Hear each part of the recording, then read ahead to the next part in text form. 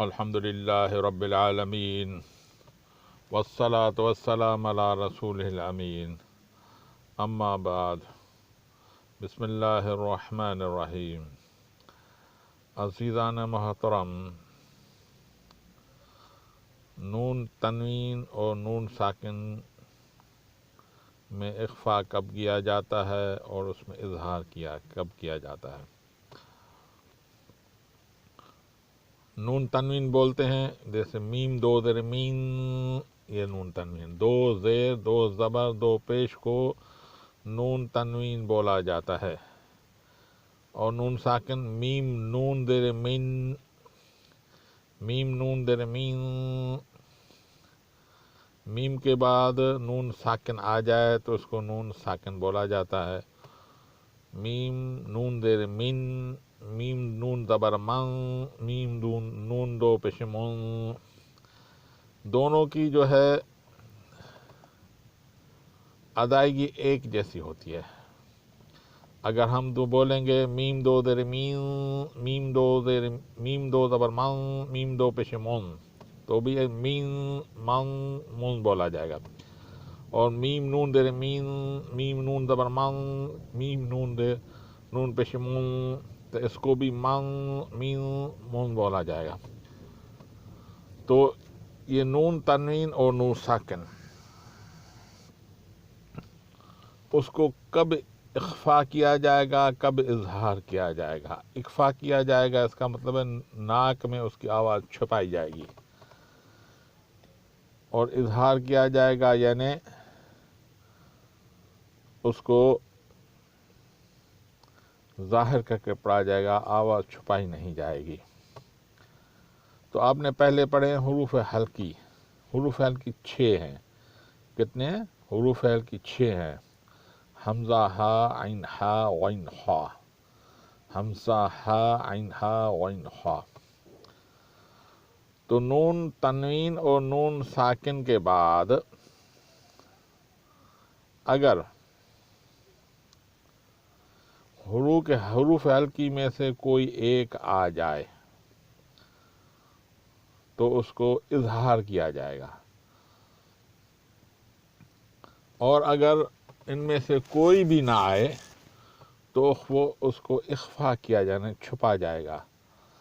جیسے قرآن میں سورہ قریش میں آتا ہے الذی اطعمہم من جوع وآمنہم من خوف۔ ابھی پہلے بھی من آ رہا ہے، دوسرا من آ رہا ہے۔ پہلے پہ اخفا کیا جا رہا ہے کیونکہ اس میں نون تنوین کے بعد، نون ساکن کے بعد حروف ہلکی نہیں آ رہا، تو اس کو اخفا کیا ہے، من جوع، من جوع۔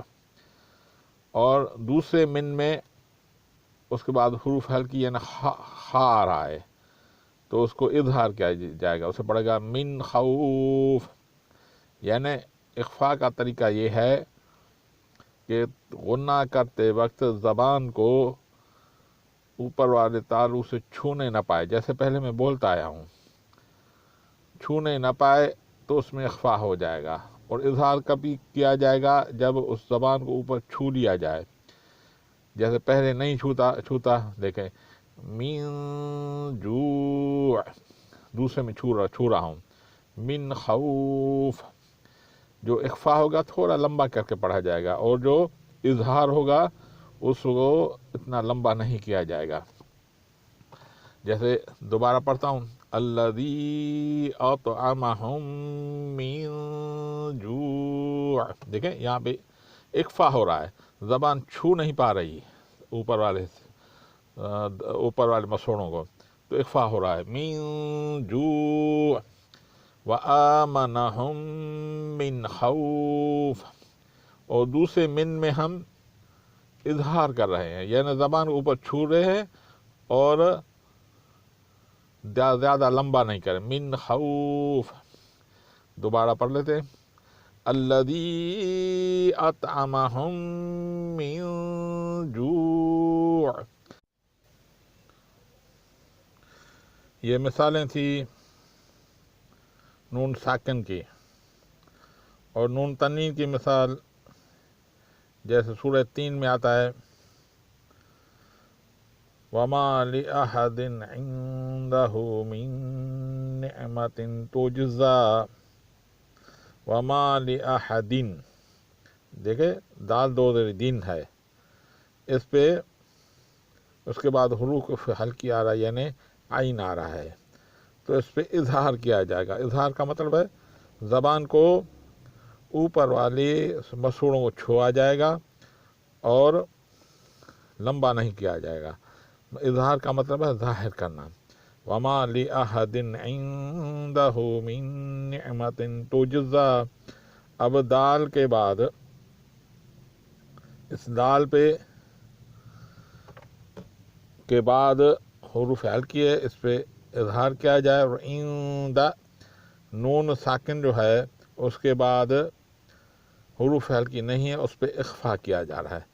دیکھیں دوبارہ پڑھ رہا ہوں وَمَا لِأَحَدٍ عِندَهُ مِن نِعْمَةٍ تُجْزَى، بات میں سمجھ آ رہی ہے؟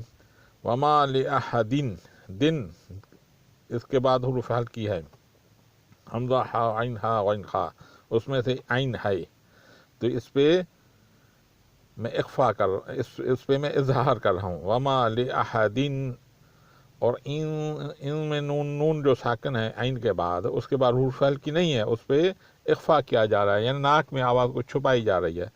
وَمَا لِأَحَدٍ عِندَهُ مِن نِعْمَةٍ تُجْزَى، اور دوسری جو نیچے آیت ہے وہ ہم نشان کیا ہوا ہے، سورہ علم نشرح میں ہے، سورہ والضحیٰ میں ہے، علم یجدک یتیما فآوا، یتیما فآوا، دیکھیں یہاں پہ اخفا ہو رہا ہے۔ اخفا کیوں ہو رہا ہے؟ کہ اس کے بعد حروف حلقی نہیں ہے۔ علم یجدک یتیما فآوا، اس پہ اخفا ہو رہا ہے۔ کیوں ہو رہا ہے؟ کہ حروف حلقی نہیں ہے، یعنی زبان چھو نہیں رہی اوپر والے مسوڑوں کو، تو اور اس کو لمبا کیا جا رہا۔ وما علم یجدک یتیما فآوا، تو انشاءاللہ تعالی ابھی تو میں نے کچھ سمجھا ہے، آہستہ آہستہ دوبارہ اب ہم اس کی مشق کرتے رہیں گے تو آپ کو زیادہ سمجھ میں آئے گا۔ واللہ اعلم بالصواب۔